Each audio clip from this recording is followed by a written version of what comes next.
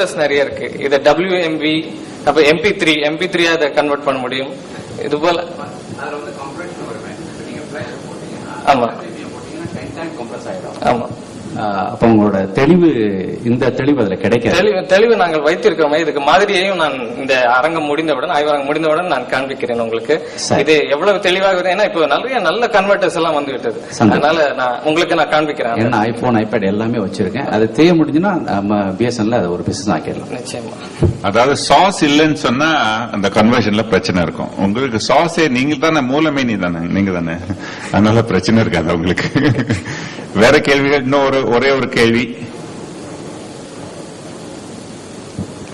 ஆம், கிருஷ்ணமூர்த்தி, உங்க பேர் சொல்லிருங்க. ப்ராஃப் கிருஷ்ணமூர்த்தி. என்னுடைய பெயர் கிருஷ்ணமூர்த்தி, சென்னையிலிருந்து வரேன். மிக அருமையான ஒரு தொழில்நுட்பம் அல்லது ஒரு பொருளை கொடுத்துருக்கீங்க. இசையோடு கொடுத்ததுக்கு ரொம்ப நன்றி. இதுல இன்னும் கொஞ்சம் நல்லா பண்ணணும்னு நினைக்கிறேன். இது நல்லா இல்லைன்னு சொல்லல, இது ரொம்ப நல்லா இருக்கு. இதோட இந்த பாடல் திரும்ப கேட்பதற்கு ஒரு வாய்ப்புக்கு பட்டன் ஏதாவது இருக்கா? ஏன்னா அதை திரும்ப கேட்கணும்னு நினைப்பாங்க. அப்புறம் சில வார்த்தைகளுக்கு உண்டான பொருள், ஏன்னா இது வெறும் கேட்கறது மட்டும் இல்ல, இந்த சொற்களுக்கு இந்த பொருள் அப்படின்னு அதையும் சொல்லக்கூடியதா இருந்தா, ஏன்னா சில வார்த்தைகளுக்கு நமக்கு பொருள் புரியறது இல்ல, விளக்கம் மட்டும் சொல்றோம். அப்படி இல்லாம அந்த சில வார்த்தைகளுக்கும் பொருள் சொல்றபடியும் திரும்ப கேட்பதற்கும் பார்ப்பதற்கும் ஒரு பட்டன் வச்சிருந்தீங்கன்னா, திருப்பி நீங்க சொல்ற மாதிரி டவுன்லோட் பண்ணுமான்னு தெரியல, அதுக்கும் ஒரு வழி இருந்தா இன்னும் சிறப்பா இருக்கும். இந்த மக்களுக்கு இன்னும் மகிழ்ச்சியை தரும்னு சொல்லிட்டு, இது இந்த 3G டெக்னாலஜில நம்ம திரும்ப வேணுமே. இப்போ சாதாரணமா நம்ம பேசும்பொழுது ஏதாவது ஒரு ஆட் நமக்கு வருகிறது போன்ல, உங்களுக்கு இந்த சாங் பிடிச்சிருக்கா, இதுக்கு சப்ஸ்கிரைப் பண்ணுங்க, 1 பிரஸ் பண்ணுங்க, 2 பிரஸ் பண்ணுங்க என்று சொல்வாங்க. அதே போல் இது முடிந்த உடனே +1 +2 என்பார்கள். மீளவும் நாம் அதை கேட்க முடியும். அதற்கான வாய்ப்பு இருக்கிறது. அது செல்பேசியில் இல்லாமல் கணினியிலே இருந்தால் நாம் எத்தனை முறை வேண்டாமோ நாமளே போட்டு பார்த்துக் கொள்ளலாம். அடுத்த கேள்வி ஐயா சொன்னது, அந்த பொருள் ஒரு சொல்லுக்குமான பொருளை கொடுக்க வேண்டும். அதற்கு ஒரு சில லிமிடேஷன்ஸ் இருக்குது. ஒரு நிமிடம் தான் இதற்கு நேரம். அதற்கு மேல் பண்ண ஃபைல் சைஸ் இன்க்ரீஸ் ஆகும். அது ஸ்ட்ரீமிங் பிரச்சனை, அது டெக்னிக்கல் ப்ராப்ளம்ஸ் நிறைய இருப்பதனால் அதை நாங்கள் சுருக்கி வச்சிருக்கோம். இருந்தாலும் எதிர்காலத்தில் இப்ப 3rd ஜெனரேஷன் என்று வரும்பொழுது 1 MB ஃபைல கூட நாம் ஸ்ட்ரீம் செய்து கொள்ளலாம். அப்படிப்பட்ட நேரத்தில் இந்த ஐயாவுடைய கருத்தையும் நாங்கள் ஏற்றுக்கொண்டு அதையும் இதை நாங்கள் கொண்டு வந்து இன்னும் சிறப்பாக செய்யக்கூடிய, இது இன்னும் மெருகேற்றக்கூடிய ஒரு யோசனையை சொன்னார். அதையும் நாங்கள் ஏற்றுக்கொண்டு செய்கிறோம் என்பதை குறிப்பிடுகிறோம். மிக்க நன்றி. நன்றி. நல்ல ஒரு கட்டுரை, நல்ல கேள்விகள். கடைசியில் பேராசிரியர் கிருஷ்ணமூர்த்தி அவர்கள் சொன்ன கருத்து நல்ல கருத்து. ஏன்னா நல்ல கான்டென்ட் நம்ம அடிக்கடி கேட்கறதுக்கான வாய்ப்பு நமக்கு ஏற்படணும். திரு ஜி புவன் பாபு அவர்களுக்கு நன்றி. அடுத்த பேச்சாளர் இப்ப முதல்ல பரவலான ஒரு பார்வை நமக்கு கிடைச்சது. அதாவது செல்பேசி தொழில்நுட்பத்தில் என்னென்ன பண்ணலாம், என்னென்ன பண்ணிட்டு இருக்காங்க, அதுல இருக்கின்ற சிக்கல்கள் என்ன அப்படின்னு சொல்லி ஒரு அலசல் நமக்கு கிடைச்சது. ரெண்டாவது, நல்ல அனிமேஷன், நல்ல இசையோட கூடிய ஒரு வெளியீடு நமக்கு கிடைச்சது, அவுட்புட் வெளியீடு நமக்கு கிடைச்சது.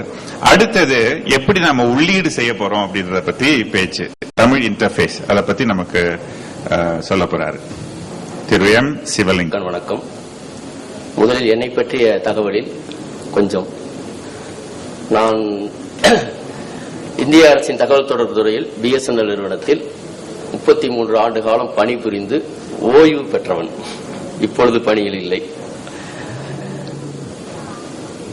என்றாலும் கடந்த 15 ஆண்டுகளாக கணிப்பொறி துறையிலும் கணிப்பொறியை தமிழில் எழுதுகின்ற பணியிலும் என்னை ஈடுபடுத்திக் கொண்டவன்.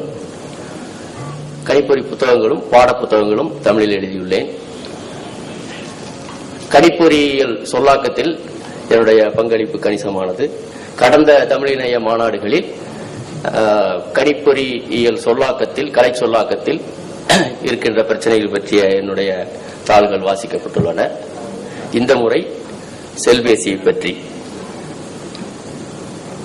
என்னுடைய தலைப்பு, செல்பேசிகளில் தரப்படுத்தப்பட்ட தமிழ் இடைமுகம். இடைமுகம் என்பது இன்டர்பேஸ், யூசர் இன்டர்பேஸ் இன் செல்போன்ஸ். இன்டர்பேஸ்னா ஒன்னும் இல்லைங்க, செல்போன் எடுத்தோன்னே ஜெனரல், சைலண்ட், அந்த மோடு பேர் வரும், பார்த்துருப்பீங்க. மெனு, பேக், கோ டு, அத பிரஸ் பண்ணா மெயில் பாக்ஸ், இன் box, out box, settings, phone settings, கால் செட்டிங்ஸ், ரிசீவ்டு கால்ஸ், இந்த மாதிரி நிறைய வருது இல்லைங்களா?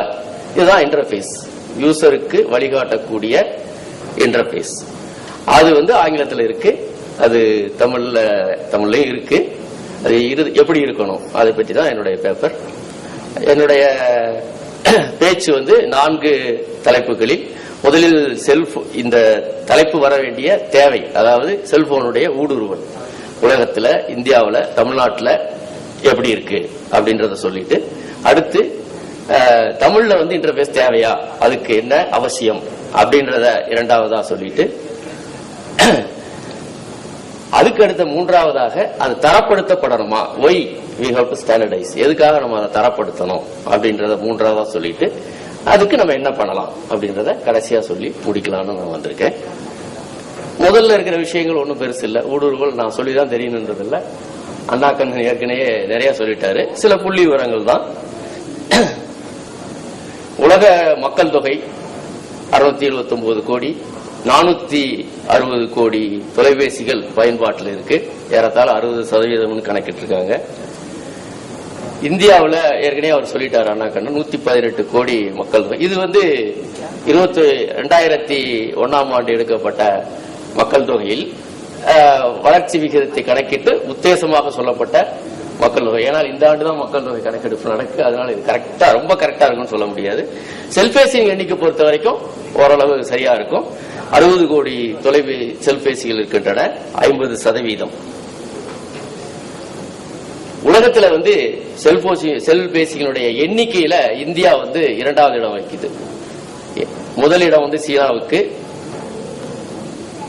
2வது இடம் வந்து இந்தியாவுக்கு, 3வது இடம் வந்து அமெரிக்கா, 4வது இடம் வந்து ருசியா.